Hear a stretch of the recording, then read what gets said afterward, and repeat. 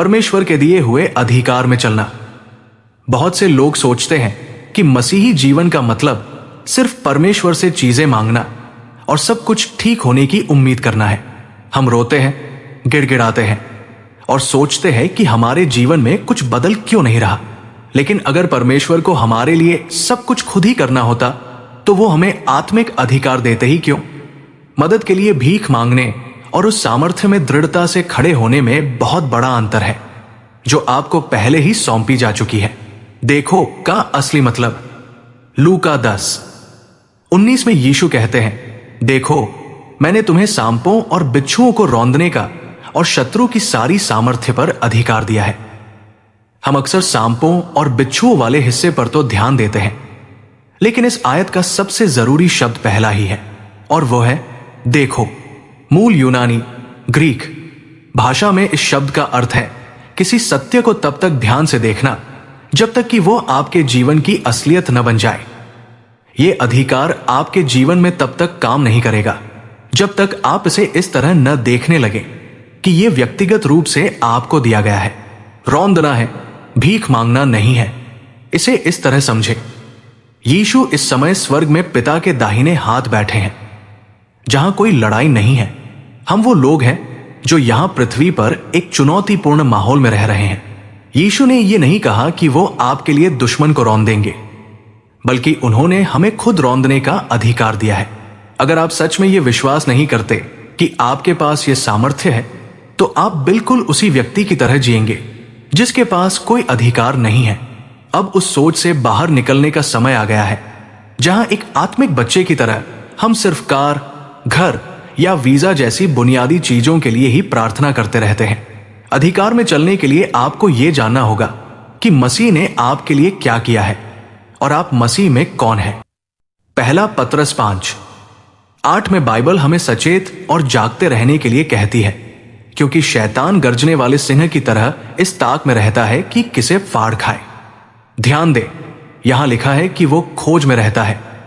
वो हर किसी को यूं ही तबाह नहीं कर सकता। वो सक्रिय रूप से एक आसान शिकार की तलाश में रहता है।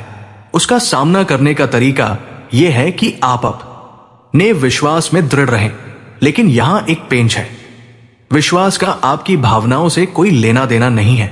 अगर आप अपने जीवन को अपनी भावनाओं के भरोसे चलाएंगे तो आप बहुत आसानी से शैतान का शिकार बन जाएंगे। एक दिन आपको लगेगा कि आप परमेश्वर के बहुत करीब हैं और अगले ही दिन आप खुद को दूर महसूस करेंगे।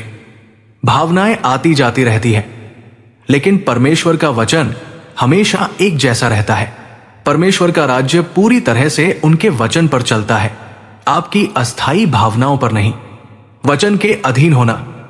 याकूब 4:7 कहता है कि परमेश्वर के अधीन हो जाओ, शैतान का सामना करो और वह तुम्हारे पास से भाग खड़ा होगा।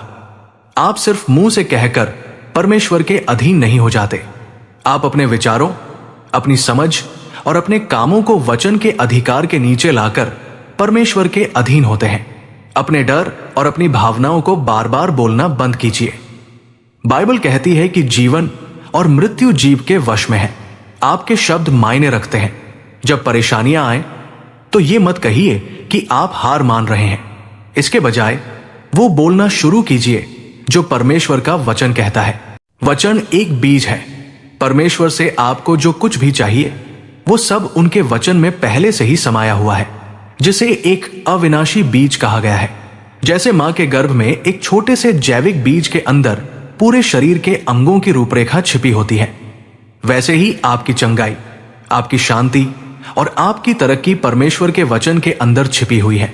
लेकिन एक बीज तब तक कुछ नहीं कर सकता जब तक वो सिर्फ किसी मेज या अलमारी में रखा रहे। उसे आपके दिल की मिट्टी में गहराई से बोया जाना चाहिए। जब आप वचन पर मनन करते हैं और उसे जड़ पकड़ने देते हैं, तब आपके जीवन में असली फल दिखने लगते हैं। अपनी समस्याओं से भागना बंद कीजिए और परमेश्वर के भरोसे बैठे रहना छोड़िए कि वो काम करे जिसका अधिकार वो आपको पहले ही दे चुके हैं। दृढ़ता से खड़े हो जाइए। अपने शब्दों का इस्तेमाल बुद्धिमानी से कीजिए और उस जीत में जीना शुरू कीजिए जो आपको पहले ही मिल चुकी है।